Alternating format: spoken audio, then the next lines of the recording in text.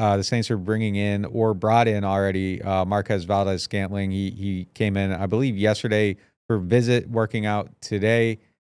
Is he a good fit for the team, and should they even be trying to add guys? Yeah, this is perfect, I think. Now, look, I'm not going to oversell Marquez Valdes-Scantling. He chose the Bills in free agency, and it was a couple months into free agency. He had been past, he was like fifth wave of free agency, and I think he had 2 catches at the beginning of the season for a team that needed receivers to emerge. So where he's at in his career right now, you can't expect too much. But I think the price will reflect that. I assume he will be veteran minimum at this point. I don't think you have to pay him a signing bonus or anything like that. He's probably going to be happy to find a home after the Bills just released him when they traded for Amari Cooper.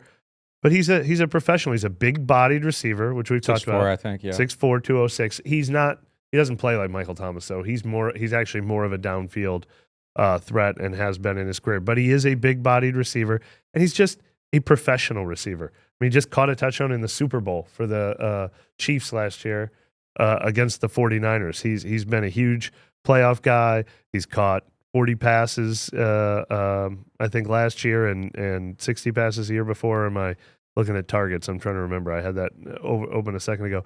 But started for years for the Packers, the Chiefs, and now the Bills. He's been on high-functioning offenses. I was looking at targets. 42 receptions 2 years ago, 21 last year. But, I mean, we're just talking about getting someone in there that's going to catch a few more passes than Bub Means and Mason Tipton. I would love to see a veteran enter the mix.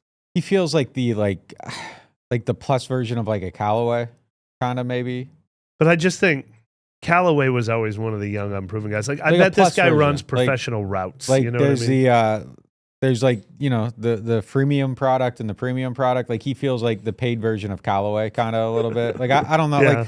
I don't want to oversell him. Like he's a guy that at best is going to get you like 600 yards in a season, maybe. Like he's fine. He can catch some passes. He does drop some balls though too. Yeah.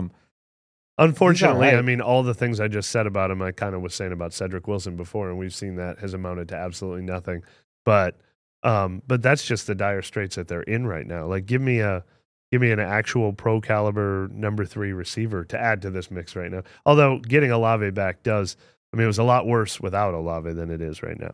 I would have like Valdes-Scantling in the mix if you still had Shaheed. Like it would have felt like, okay, like now there's somebody to compete with Cedric Wilson. I don't like the construction of it to where he's like immediately an important player. Yeah. Like I don't want him to be an important player on my team. I want him to be like the 3rd or 4th guy. Same with Cedric Wilson.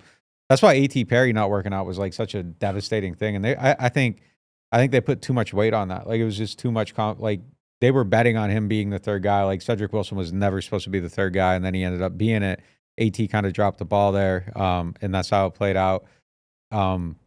On the back half of this, we're going to kind of get into like the should they part of it, because like I think they're kind of in an interesting position right now with kind of where their record's at. But if you are a team that's trying to win games and like nobody runs their team like the producers and like trying to fail, like you do kind of have to go out and add somebody.